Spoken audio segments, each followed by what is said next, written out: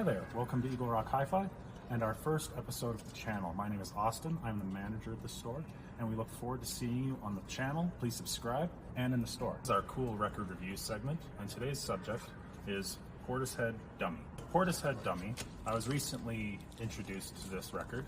A lot of people in the store have recommended it. They talk very highly of it, and I never heard of it before.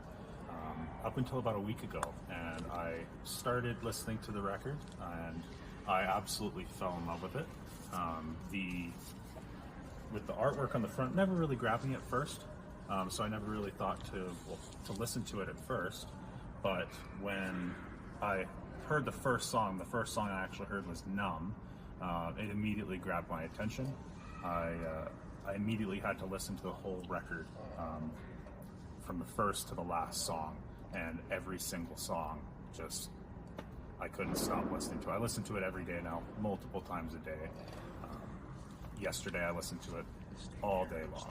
They only have 3 albums. They don't make too many, but the music that they create is absolutely phenomenal. I highly recommend this record. The record came out in August 22nd of 1994.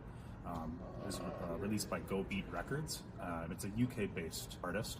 They really popularized trip hop, which wasn't too popular before they had released this song. Trip hop originated in the UK. It's a fusion of a hip hop, electronic, and slow tempo, some atmospheric sounds. Portishead themselves, they really have this great bassy rhythm throughout all of their songs, and that's one of the things that really grabbed me, is just that background noise. And they also they use a number of techniques in the production: sampling, scratching, and loop making, and you can really hear it throughout the record. It's one of my favorites is the record scratching that you can hear throughout most of the songs. Just they put them in just the right spots. Band members, Beth Gibbons on vocals is absolutely great. The lyrics are amazing. Jeff Barrow and Adrian Utley, they multiple instruments that they use throughout the album, but they all make absolutely great music together. There's many musicians as well throughout that they use for different sounds as well. And yeah, it's my favorite songs on this album, Wandering Star and Numb, of course, but it's hard to pick just one. Every single song is absolutely great. I highly recommend this album. This is our recommended record segment, and today's subject is Marty Robbins' Gunfighter, Ballads, and Trail Songs. So Gunfighter, Ballads, and Trail Songs by Marty Robbins is actually the first record that I sought out to have. It was one that when we first opened the store, we had a couple copies kicking around, and I just happened to listen to it, and it immediately grabbed my attention. I fell in love with the record, and we previously had, I don't think, 5 copies come through the store. We're kind of out of them now. They're harder to find. But we do a record show, and we happen to come across this one. This is a vintage pressing, and it's my favorite record in my collection. It's my jewel, and I love every song on the record. It's like an old Western country type of feel to it. It's Marty Robbins' 5th album. He actually, I didn't know this until recently, he produced this record in a single 8-hour session, which just blows my mind because the songs on it are really well made. There is a couple pressings. There is the vintage copies. There is also a repressing that they did. I'm not actually sure when they did the repressing, but you can get it in a nice cool red. And I believe there was also an extra song on one of the updated versions, but any of the versions are really good. It actually peaked in the US pop albums number 6 in the 1960s chart, and it contains his songs, his best known songs, El Paso and Big Iron. They both are really one of my favorites, as well as Cool Water and 160 Acres. I love all the songs, but those 4 are very at the top of my list. I really recommend this album. It's one of my favorites. This is our equipment review segment, and today's subject is the Marantz 2325 receiver. Marantz 2325 receiver is one of Marantz's most popular receivers that they made. They made quite a number of these, but only about 5% of them remain after being produced in the 70s. They've just been recycled, all that stuff. They manufactured them from 1974 to 76. This one produces around 125 watts per channel. With today's standards in advertising, it's a little bit different to compare the two. These ones are a little bit more modest in a rating. A lot of the ones today, the modern receivers and amps today, with double the rating, would actually kind of lag behind this one. This one would do it what they were recommended at without breaking a sweat. It's an extremely powerful and efficient receiver. On top of that, it's got an amazing distortion spec. I believe it's a 0.15, but during bench testing for some magazines in the past, they bench tested this, and it actually was getting distortion rates of half of that. So you could blast this thing and it won't distort any of the audio quality, which a lot of today's stuff will do that. A lot of Marantz fans consider this one to be the top model. It's one of their favorites to use. We've personally used this one in the store, and it sounds amazing. I'm a Marantz fan, and it's really good at powering the speakers.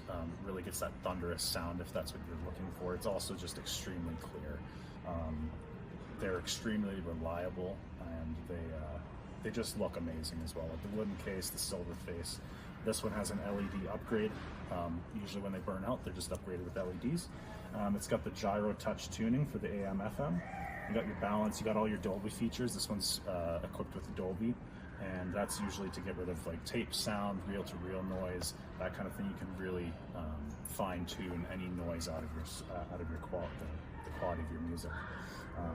It's an extremely amazing receiver, and all the knobs, everything, the buttons, extremely nice feel, sturdy. They've got a nice tension on them, just great feel. I highly recommend this Marantz receiver. It's extremely high-end, reliable, and just sounds amazing. This is our Tech Talk.